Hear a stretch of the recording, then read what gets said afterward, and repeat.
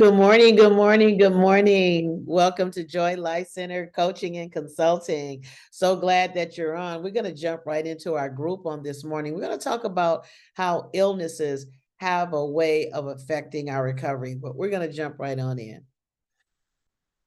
We have some people waiting to be admitted, and we're going to have them join the group now.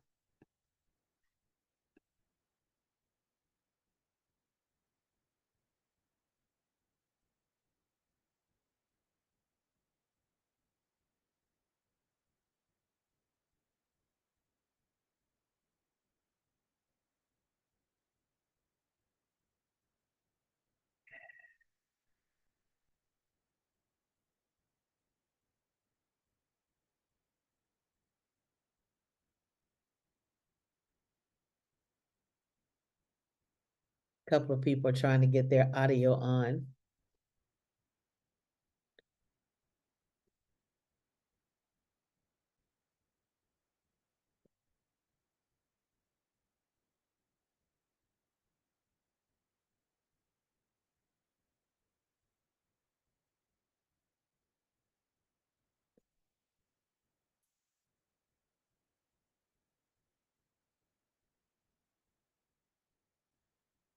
Good morning. Good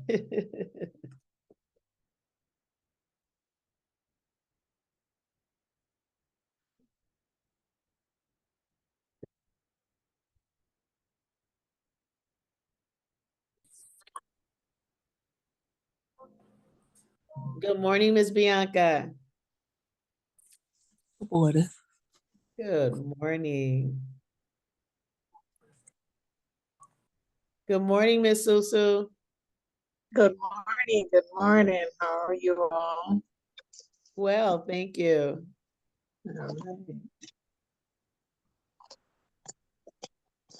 I'm waiting for Sister Lupe to connect her audio, but we're going to go ahead and get started. Good morning to you all.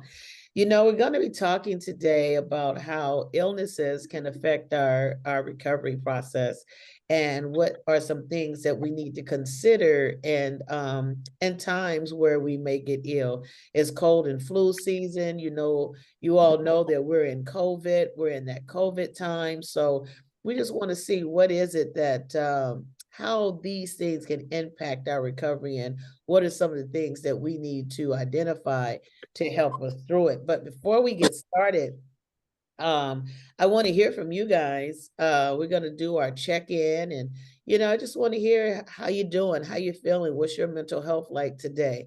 Let's see. Sister Lupe was our first caller, but it doesn't look like her audio is yet connected.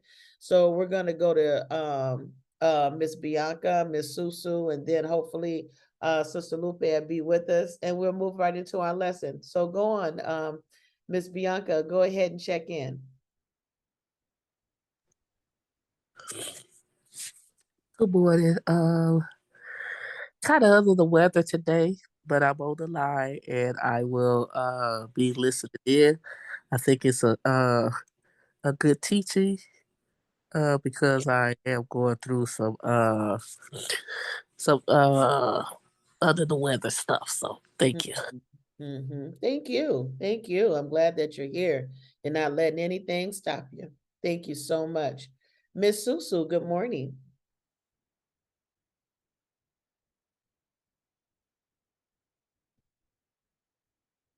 Miss Susu, are you able to check in? Are you speaking to me? Yes, I am. I'm sorry because I had interference there and I see you smiling and just waiting. So, but yes. So, yeah, this is Susu. Yeah, I'm feeling okay, but I'm a little tired in my body and I feel a little sniffles coming on, but I know what to do for that. I'm going to kind of head it off, with prayer, medication, so, and a little rest, a lot of rest. My body feels a little tired. So, and like I say, this is that flu and season, and so I really don't want to get sick. I did my exercise this morning, and I did about 4 laps. No, three. That's what it Wow. was. Three laps. That's what it was. But Wow. anyway, I'm just trying to stay healthier, like in this time of the season, where Yeah. people are getting drained and then the flu and colds and things. So I'm gonna try to get on top of it though. But otherwise, I feel okay. A little tired, but I'm building up. God bless you. God bless you. God bless you. I'm glad to hear it. And I love how you said how you're trying to head it off, before it gets real. Because one of the things that we have to realize is that it's just like with our trigger thought response relapse system that happens in our brain. There's a place that we're most effective in breaking the cycle of that. But in order to break that cycle, we have to find out what is the best part of the process that we have that we can come in and break that cycle. And like you said, the best part for you, and I believe for us too, is to get it before it gets worse, before it gets anywhere. Don't wait till it gets in full course. They say there's an old saying that says prevention is better than cure. So we take our vitamins, we drink our water, we eat our vitamin C, we take our daily allowances of vitamins and things like that to kind of try to prevent those things from happening, to prevent sickness in our body. But sometimes we can't. We do our best and it still just creep on in, and then we have to cure it. So when we start identifying symptoms, let's do what we can to cure it. So I love that. Thank you so much, Miss Susu, and get you some rest. I see Sister Lupe still haven't been able to connect with her audio. So we're gonna move on, because one of the things with whereas our recovery is concerned, we identified that we need our strength. One thing we find is we're creating new cycles in our life. We're living by new principles. You may live aimlessly. You may have lived on what you feel. And that's how some of these unwanted habitual behaviors came about. But what happens now is that we learn to identify, okay, this behavior is not beneficial to me. It's not beneficial to my family. It's not beneficial to my business, my family relations, or whatever that you found your negative consequences. You've identified that this is not healthy for me. So now we're strategizing new steps in order to walk ourselves away from the old behaviors into the new. And we know that our steps that we continue in a consistent pattern to continue to walk in, we find that that creates a new lifestyle for us. We can't just say, hey, I want a new lifestyle and tomorrow I'm going to have a new lifestyle. No, everything is with building and growing. You can become pregnant, but that child still has to go through that building and growing and developing process before they're out walking saying mama, dad. So same thing, we have to continue to develop in our recovery. And one thing that we find is that illness can affect our recovery. And you may say, hey, how can I prevent from getting ill? Well, sometimes, as we said before, you can't prevent it. But one thing we have to identify in our recovery is that it can be a problem. Warning, warning, warning. This can be a problem. So we're going to talk on today, coming from that stance. And I want you to understand that it's not, of course, something that we can prevent in some cases, but it's definitely a situation that we have to be able to respond to, knowing that it can be a threat to our recovery. So when I say a threat, what I mean by that, illness can be a setup for relapse of any behaviors, relapse of any situations that your systems that you're trying to establish, new principles in life that you're trying to live by. Any of those things, illness can be a threat to that because it moves us in different ways. I want to hear from you. How do you feel that illness can be a threat to your recovery system? Go ahead, unmute your phone and share. Just want to hear your thoughts. Well, on one thing about addiction, if we're addicted to certain things, and then like some medication or something, we're trying to take medication to help ourselves, to get better. But then there's six in one hand, half in another, because with the difference drugs or whatever they call it in the meds, could Yeah. kind of set you back for one thing, And then when you're laying around, also for the mental effect, your mind wandering and carrying on because you can't do anything. So you're subject to go back to what you used to do to feel better. I don't know. Yeah. Well, that's my thought on it, though. That's an amazing thought. You on fire, Miss Susu. You just talked about two different areas where you're absolutely right. Those two different areas, that area where, a lot of people, excuse me, a lot of people, I guess this is good for me too today. A lot of people went into surgery not being addicted to any type of drugs or alcohol, and they came out an addict. Why? Because there are some medications that's on the market that are highly addictive. It's not bad. It's not a matter of, oh, this is terrible, this medication got bad stuff in it. Opiates by its own nature is a healing is a healing plant. It's a healing plant that now has been used for medicinal purposes, because it's an analgesic, which it kind of gives comfort to the nerve endings so that you don't feel the pain. But what happens many times is that because some of us have the molecule of addiction, some people have addictive personalities. Sometimes addiction is just kind of a part of your persona, and you become addicted to the medication that's already highly addictive. And people may go in non-addicted and come out because they've been prescribed a medication to help them to heal painlessly.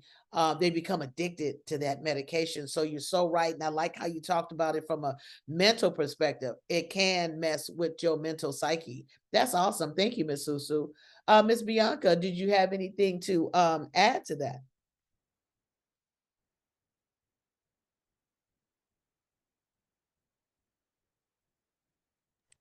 Not at this time. Okay. Okay. Thank you so much.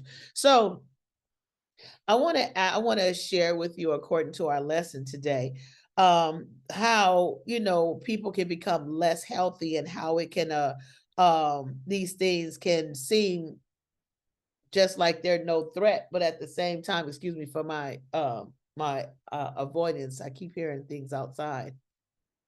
So, but I want you to say, I'm in a different studio this morning, but I want you to understand that sometimes just getting a cold or flu or some other infection can make you less healthy. Even having serious dental work done, that can make us less healthy. Also, having surgery can make us less healthy. Even experiencing severe PMS or premenstrual cramping, for you young ladies on the line. Those things can be less healthy, and those, as simple as those things are, they can be a threat to your recovery. So what happens is these things make us a little bit more weaker than normal. And as we understand, when we're trying to overcome some of these unwanted behaviors, what we find is that we need that mental energy to follow through with our physical energy to be able to fight the urge. Because remember, recovery, we're always on a learning curve, especially when you're introduced to something new in your recovery. So let's say one of the unwanted behaviors that you're looking at, that you're trying to change, is cursing. I'm trying to stop cursing so much. I want to speak intelligently rather than with a lot of derogatory adjectives. So one thing we find is that even in that, when you're in a weaker state, be it emotionally, be it physically, you may not have the energy to think back on what is my thought processing tools to stop the thought. What are some of the things that I have to identify that triggered me to this state? What was the red flag or the green flag, or what type of mental thinking? Am I thinking more healing? Am I thinking more destructive, more harmful? What should I do now? Sometimes you just don't have the energy to go through all of that. You become weaker and your mental energy becomes weaker, and fighting this good fight becomes harder. So what happens is, because we have less energy, sometimes we don't do the things that we need to do in order to overcome our those unwanted behaviors, to walk in our recovery plan and our recovery systems that we have established for ourselves. So therefore, some of the things that we do, like we talked the other day, we talked about things that we do, how often we do them in order to maintain our recovery, and also some things to avoid, some people to avoid, some seasons that we need to be more mindful of. In knowing that and in walking in that, sometimes when we're sick or we're under the weather, as Bianca termed it, we find that we don't really have the energy to think and do all these things. Now, some of the things that affects people, especially with drugs and alcohol, or places where you have to maybe deal with sicknesses in your body that's causing these unhealthy behaviors. Some of these things that you'll find is that when you're sick and under the weather, sometimes you'll see that your clinic visits are canceled. When you have doctor's appointments, you don't go see your doctor. And we talked about self-care and how important self-care is, for ourselves. So if doctor visits are canceled, we're not taking care of ourselves, and we fall back into old systems of our past. Also, we don't do our support meetings. I like how Bianca said, I'm under the weather, but I'm here. I'm here. And thankfully, we're able to do these things via Zoom. We're able to do these things on Google Meet. We're able to do these things on teleconference, but there are some things that we have to get up and do, where we have to get up, take a shower, get dressed, get in the car, take a bus, take a taxi or Uber and get there. And when you are under the weather, many times you don't have the energy to do that. Maybe your condition comes with pain. Maybe your condition comes with mental distress. Maybe it comes with exhaustion, feeling lethargic. So many times we find that in that situation, we don't do what we need to do in order to continue in our recovery. Some other things we talked about: exercise. How exercise is important not only for the body, but exercise is important for the mind. I hear Miss Susu, she got out there and did it today. Like she said, I'm tired, I'm a little under the weather, I'm not feeling that great, but she pushed herself to a place, and that's awesome. That is so awesome. And I love how she said, I'm gonna try to catch this condition before it gets out of hand, because I need to keep it under my control. Because if it gets out of my control, many times, if we have a loss of control in our health and in how we feel, we have a loss of control in our recovery. And if we have a loss of control in our recovery, everything is based on that, because we have to take care of the principles to rid ourselves of these unwanted conditions, these unwanted behaviors, in order to live healthier lives. So one of the things is medication taking, like Miss Susu brought up. Sometimes we're taking our medication, and sometimes we're not. Sometimes we find ourselves taking medication more than as prescribed, setting ourselves up for an addiction. Sometimes we don't take it enough, and it puts our body in a distress and causes us to be there in that illness condition for longer than planned, because our bodies is used to systems. We have what, 7, 8 working systems in our body. I didn't count, so don't give me a fail on that. But I think we have about 7 or 8 working systems in our body: our respiratory system, our limbic system, our circulatory system. I'm not going to name them all, but We have all these different systems that's working to keep us going, and they're used to going in a rhythm. Likewise with our recovery is used to going in a rhythm. Remember, we identified what we do. I heard many of you say, I get up at this time, I pray, I read my word, then I go on and do a corporate prayer, then I go and do this, then I go and do that, I exercise, I go on this group from 9:30 to 11, then I go and do this. And then, but those systems that we have that keep us in that divine order where we're operating at our optimum selves, because some of those things are keeping us from our unwanted behavior. You may have unwanted behaviors, such as going to places that have bad outcomes for you. You may have addictions in gambling. You may have addictions in shopping, over shopping. You may have addictions in compulsive eating. So when we break our system, our own recovery system, we can find ourselves opening the door to boredom, opening the door to allow our mind to go back to unhealthy thinking. And we can accidentally start a relapse just by positioning ourselves in some places. Well, I'm bored. Well, I'm just going to go back to the old neighborhood. I'm going to go back over to a certain friend's house. So I'm going to go and just window shop a little bit. I'm going to go and just play one hand of Pekino, or, we do these things, and those start the cycles up again for those unhealthy behaviors. So I want to ask you, what are some of the things that you do for your recovery to keep you in the lines and the mooring lines of your recovery? What are some of the things that you do that your illness, that your condition, even if it's a cold or a flu, can kind of keep you from? What is the challenge of illness in your life where your recovery is concerned? Go ahead, unmute your phone and share.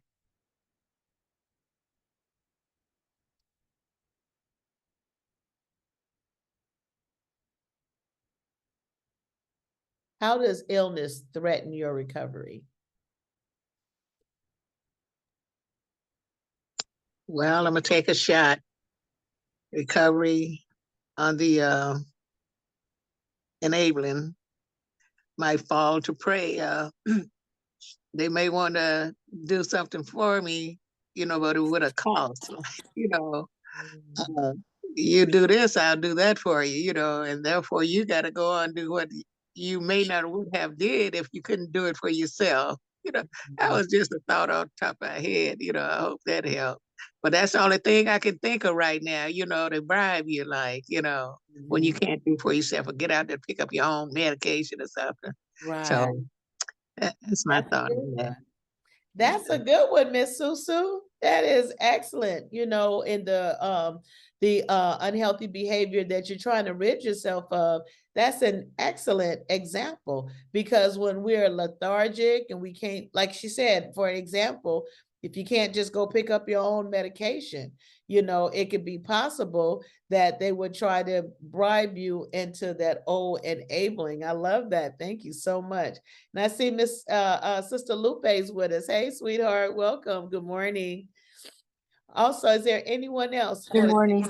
Good morning. What are some things that your illness condition, could be a threat to your recovery? When you say illness, what do you mean? Cold, flu, PMS, headache, any illness. We were talking about how illnesses give us low mental energy, cause us to feel lethargic, maybe a little even irritated. How does those things affect our recovery? We talked about how it can stop us from coming to group. It can stop us from going to other self-help groups, doctor's appointments, those things that we need to do in order to maintain our recovery. So we're looking at illnesses today and how it affects our recovery. A lot of people are coming up with colds and flu. It's gotten cold, and it's gotten really cold. And so a lot of people are getting sick, even on this line. So how can that threaten your recovery? Where does it stop you from going? Where does it make you vulnerable? Where does it ease you to? That's kind of the course of conversation we're going. Anyone? Yes, Sister Lisa. For me, I'll have to pick PMS. I didn't know that was a sickness, but okay. um, I'll take that one. Okay. I would say yes, a week before, like before I get my once a month, my monthly PMSing. I do get very irritable. I get moody. I get these mood swings. Everything kind of aggravates me more frequently and more often. So before I used to use as soon as I got upset. That was my go-to. Go Okay. get a some weed to just mellow me, chill me out, and just So I and now I recognize that okay, so I must be getting my period. So Okay. even though it's maybe it's still an unhealthy behavior, I still find myself eating sweets. Okay. That comes with that. Yeah, eating sweets because I get very I want chocolate when I'm getting my PMS, and I want sweets. Before it was I want drugs, so I kind of replaced it. Maybe not so healthy behavior, but yeah, that for me. That could trigger some addictive behaviors. Awesome. Perfect. Perfect example. Perfect example. You're absolutely right. And also I love how you shared about with the PMS come aggravation, irritation, you get a little frustrated more than usual, things like that. And those things can also bring on and trigger that anger as well. It can bring on isolation, because sometimes when we're in our recovery, we're trying to identify, okay, now that this has hit me, like she said, not even realizing that this is a thing, and it is a thing. And that's why we're here, because we want to find out what those things are that's going to be a challenge to our recovery so that we can proactively kind of put some things in place so that we can continue to maintain our recovery path, because we can't change life. We can make better decisions so we can have a healthier life change, but we can't stop life from happening. It just shows up sometimes. So, but we want to be able to deal with life from a healthier stance. And I love that, Sister Lupe. Thank you so much. Like she said, I don't use the drugs anymore. She said, but I eat some chocolate. And you know what? Unless that chocolate has a lot of negative consequences for you, unless you gain 50 pounds in your 3 to 7 days of menstrual, but I wouldn't even worry about it, because that's just satisfying that chemical imbalance inside of you.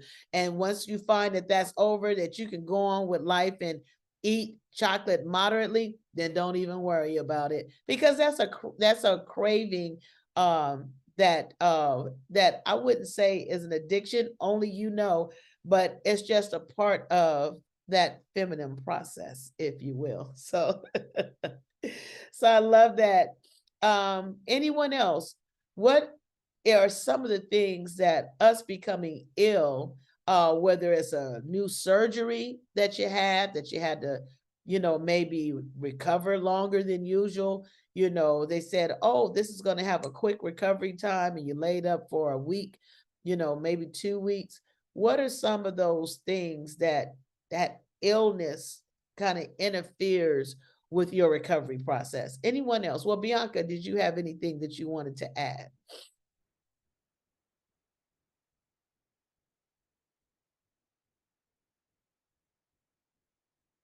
We're going to move on.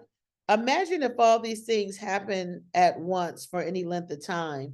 You're feeling strong, you're feeling in control, especially in early recovery, when we're really attempting to change life for ourselves. And these things pop up in our life. Sometimes they really, really do some damage because it throw our new systems off. So some things that happen as a result of this, and we're going to talk about these things. I want to see, are these things a threat to you? It's difficult to cope with hours or days of free time now that everything has been canceled. So once you maybe come into a place of illness, whether it's if you've had a surgery and you have to cancel going to group, you have to cancel going to the doctor, you have to cancel these things that you have placed in place for you. You can't talk to your mentors, your pastors, your life coaches, because now, you know, you're going through pain, you're going through mental anguish. So these things can, now you have to close these things down. So sometimes we find that it's difficult to deal with time not having our regular systems in place. Does anyone has anyone experienced anything like that, or even can see this happening, being in the cold and flu season right now? Can you see how maybe the feeling of lethargicness, you know, sometimes you just don't want to talk to nobody when you're sick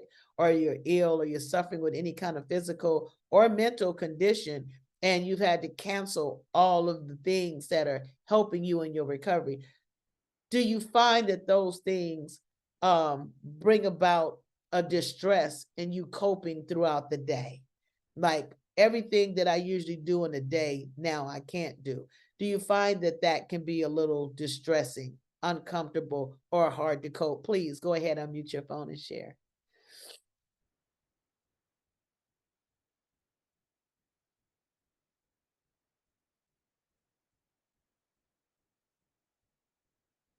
Well, I'll share. I find it very uncomfortable. My day is very busy.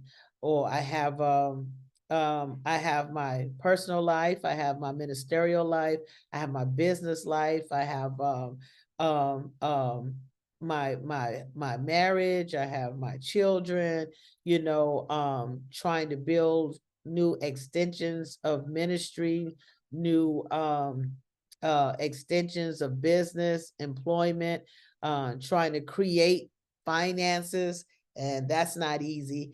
Having a time where I have to keep my calendar. I think I showed you guys my calendar once before. And so I'm used to staying busy, and my adrenaline is used to being productive. My neurotransmitters are used to having something produce. It may not be productive in money, it may not be productive in other things, but it's always building up to achieving something. So when I'm down, I've noticed that it's hard for me to rest, which thus makes my situation even worse and makes my illness drag out longer, because I'm still trying to carry on what I need to do. Sometimes not even being able to be mentally there. I'm finding myself sometimes at my computer just stuck because I can't think. I haven't had enough sleep, or my body is aching, or I'm going through some sort of mental anguish, which can bring me back to old behaviors. And I'll use the eating one because I did share that with you guys on the line. Like Miss Susu, I'm an emotional eater. So that emotion could be sadness, it could be happiness, it could be frustration, it could be I just won the lottery. Hey, let's go eat. You know, oh, so and so passed. Oh, wow, let's go eat. And you know, and hey, you know, that was disgusting. It sure was. Oh my God, let's go eat. You know, so everything is celebrated or grieved or mourned with food. So in those times where I'm not as productive and I can't just go to sleep because my mind is working against my body and my body is working against my mind, you know, I get distressed and I said, I'm going to eat. And I'll just, you know, either go to a drive-through, you know, go in the kitchen, you know, go over to a loved one's house, you know, and those things not only affect me as a person because I can't work at my optimum best when I'm eating a lot of the wrong foods. I'm 56 now. My hormonal structure is different. If I eat certain things, I get hot flashes and I feel uncomfortable. I don't feel like my best self. I feel frustrated in my own body. But even knowing those negative outcomes, I'll still do it because it's a habit. So when I'm not feeling my best, when things are not working out, um, I violate my recovery system, which thus now brings negative consequences in my finances. When you look on your, for me, when I look on my bank statements, seeing all these drive-throughs that's eating up my bank account, it's not good. It's not good. Those are some consequences. So for me, I become less productive, which is a part of my recovery strategy. I don't go where I need to go because I'm not feeling good. So I'm not in my own groups, I'm not helping myself or others. So, and I'm now, as a result of it, just feeling beneath myself, where I have to push myself. So now I've added more strain to my overall self. So just as an example, as my reality, but your example for today. So what are some of the things that you're, when you're ill, what are some of the things that keep you from, what's some of the outcomes that come with that? Go ahead, unmute your phone and share. Sister Lupe here. I would say when my heart is ill, when I've suffered a heartbreak or a loss or grieving, mourning, just heartbroken, right? Yeah. It does affect the way I function and the way I enjoy life. And the focusing on what's going on right now, on the being in the present time, on the right now moment. Yes. I could be having maybe $6,000 of back paid in my account of unemployment, or I could have just money deposit. I could have hey, a job coming, and because of the illness of my heart, it stops me from even being promoted spiritually, right? My family, restoring, my kids coming around, everything, like blessings and blessings on top of blessings. And yet my heart is still broken, or it's grieving, it's going through the process, and it makes it hard to focus on the now, on the present, and focusing on the good instead of the bad. When there's bad, I tend to allow it to weight my heart down rather than focus on the good that's happening. I was sharing yesterday of my women's group that focusing on the good, on what's going on now instead of focusing on the bad. Because God is faithful, and he continuously tries to show us, hey, I'm right here. I'm right here. Doesn't matter who left, who betrayed, who backstabbed, who did what. I'm right here. So definitely, I find it hard when there's a traumatic experience in my life to focus on, even on my ministry and my family, on myself. So I'm learning how to put learning how to just look in front of me instead of behind me. It's a little challenging, but as I go, I'm learning not to look back anymore. Wow. Oh my God, I love that.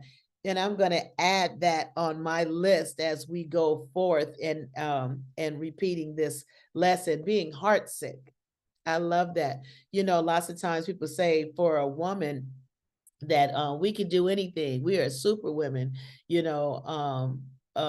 but what affects us, our kryptonite, is a broken heart. When our heart is grieving, when our heart is hurting, that's effective. So I thank you for that. And thank you for sharing that. All those healthy areas that you're working so hard to build, that heartbreak can cause you to isolate away from that path of recovery. Thank you. That was amazing sharing. Thank you. Anyone else? Anyone else?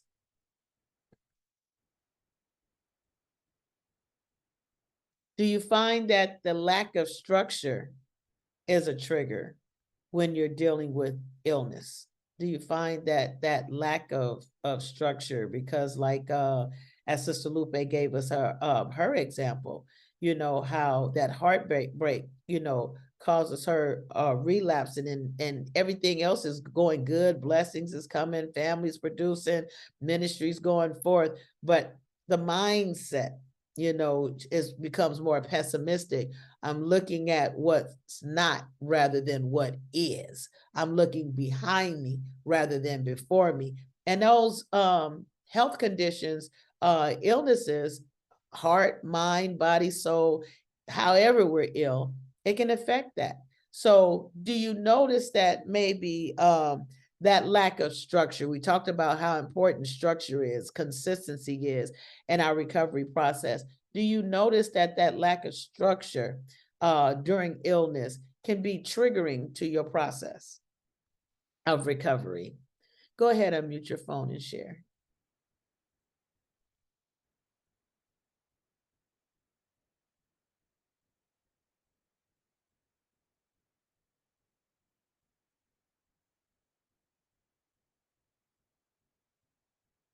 No one?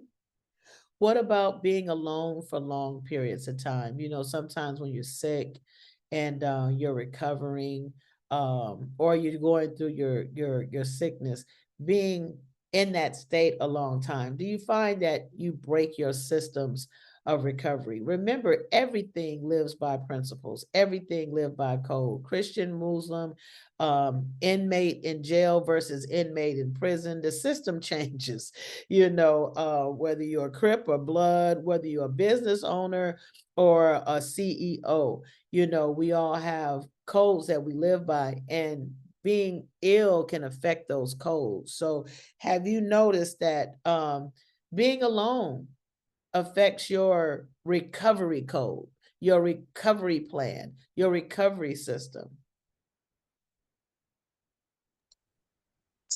So, I just want to say, on that being affected, like I say, I'm not really ill or down that often. But like I said, with isolation, you know, you're not doing anything, you know, Mhm. that would cause your mind to wander and stuff, you know. But all the time like that is at nighttime or late at night when you know, it's not that I can't sleep, but your thoughts come to you like that. But you easily get in the Bible, get in the Word, you know, to occupy the time. You just don't. But I'm not strictly to be down or out like that long. You know, I haven't experienced that. I seldom get a cold or my surgeries. I usually bounce right on back up. You know, I don't know. I just haven't experienced that yet. You know. Well, Miss So, Susu, while I got you active, okay.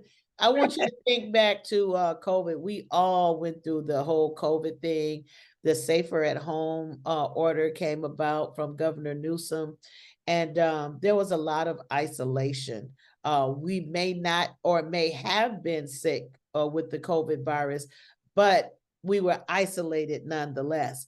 Did that affect your recovery system? I don't know if you were in recovery at that time or not, but can we look at that part that, because it had to do with illness, whether you were ill or not?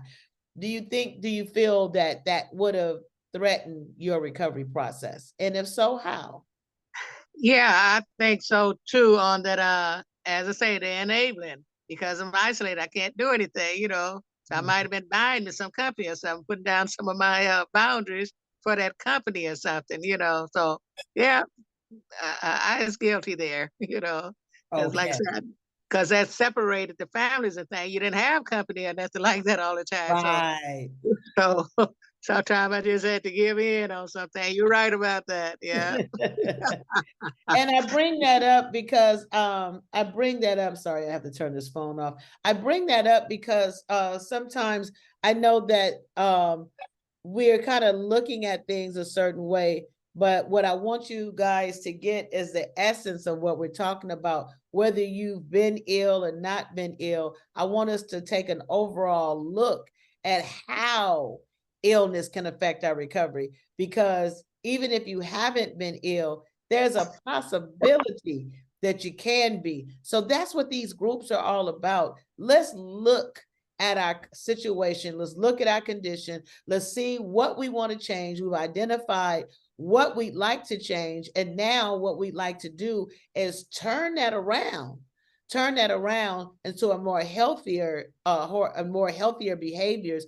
So now that we're living this, and I hear you guys are feeling the outcome of recovery, even in your early stance or your mid stance or in your long-term recovery. But the fact of the matter is, we want to be able to look ahead and see the traumas, the situations, the triggers, the possible setbacks that we can prepare ourselves for. Because remember, prevention is better than cure.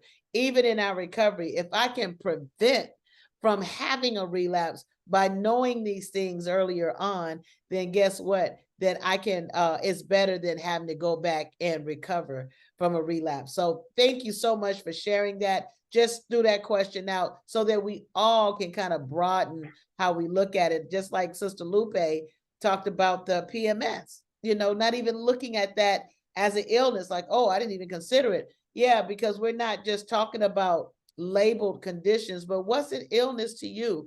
And like she brought up heartbreak, that's definitely an illness. It may not be in the coded as one, but it's definitely an illness that can affect my recovery.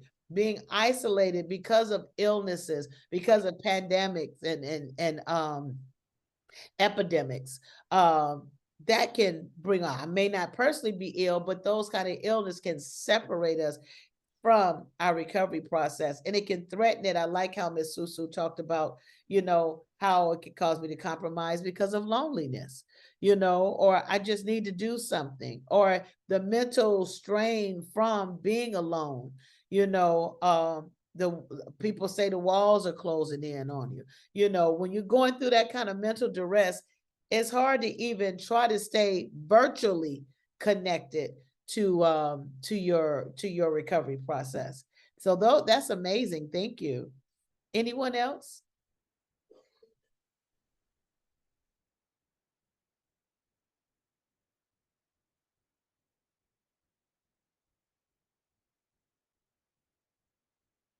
All right, all right. So this was great. This was great. This is amazing because we have to identify how illnesses can affect us in so many different areas, because it can introduce boredom. It can bring that mental fog. It's hard to think under mental fog, lack of mental energy, feeling lethargic. I don't feel like going to talk to my life coach today. I don't feel like calling my pastor. I just do it tomorrow. Procrastination comes in. Procrastination within itself, for many of us, is an unwanted behavior that we're trying to rid ourselves of. Different things that comes about. We identify that feeling bad, feeling down, even just having a cold or flu, having PMS, it breaks our cycles. It keeps us from going to our groups. It keeps us from connecting where we need to be connected. It keeps the healthiness of our mindset. It keeps us from creating true meaning in our lives, where that keeps us on the path of futuristic movement rather than falling back to the old.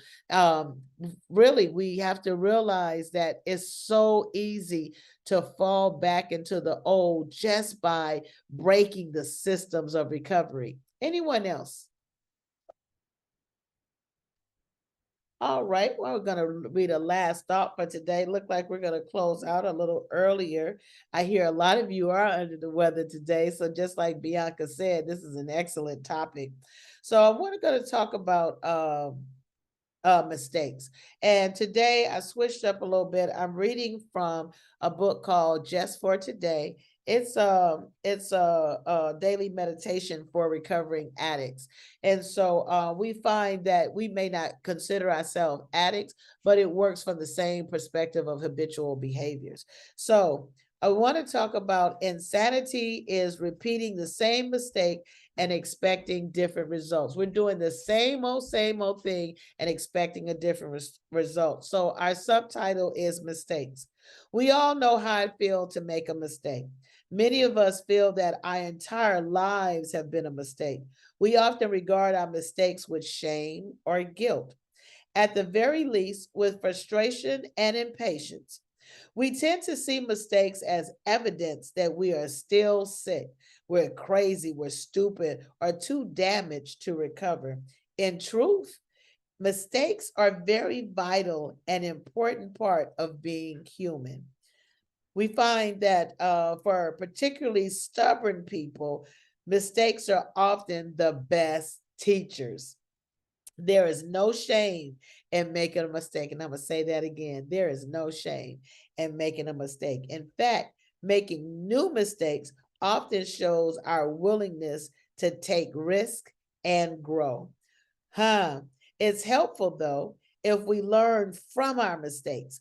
Repeating the same ones may be a sign that we're stuck and expecting different results from the same old mistakes. Well, that's what we call insanity. It just doesn't work. So, just for today, mistakes are not tragedies, but please, God, help me to learn from them.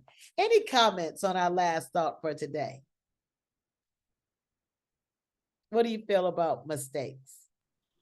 The Sister Lupe, I've made so many mistakes that I can't even count. But one of the things is that I got tired of making the same mistakes over and over again. And the pattern has to be broken. And even now, as I try not to repeat those mistakes, I find myself making new mistakes or similar mistakes, but not as bad. The same. So Yeah. I find that life is, you're gonna continue to make mistakes, whether they're big mistakes, small mistakes, whatever it is. Mistake on the recipe, you probably was cooking something and you didn't put the right ingredients, whatever it is, so I have to understand there's a difference. What type of mistakes are you making? um Yes. there's some that just gonna come in life, and life lessons, that's how you're gonna learn. And there's some mistakes that you can't keep shacking up with so and so, or go to drugs when you're feeling some type of way. Those are mistakes that are actually going to hinder you. But Yes. I learned from my mistakes, and I don't see it now as a mistake, but as a learning period in my life. Excellent. Ooh, I love that. I love that. And I also love how she said she's changed her view on her mistakes. Those mistakes, they're her teachers, not just bad moments. That's just terrible. But now as teachers, but I love how even she said, I notice now I'm making new mistakes.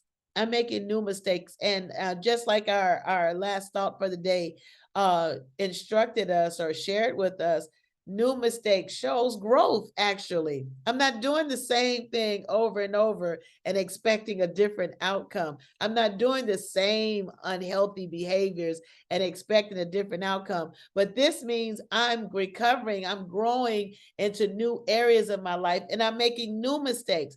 That means I'm learning. I'm having these teachers and these teaching moments in this new area of my life. So that means I'm growing, I'm expanding. That means you're growing, Sister Lupe. That means that, like you said, it may be a similar mistake, but it's not the same mistake. So that means I'm making mistakes on new levels, which is great because that shows I'm on new levels. So that's amazing.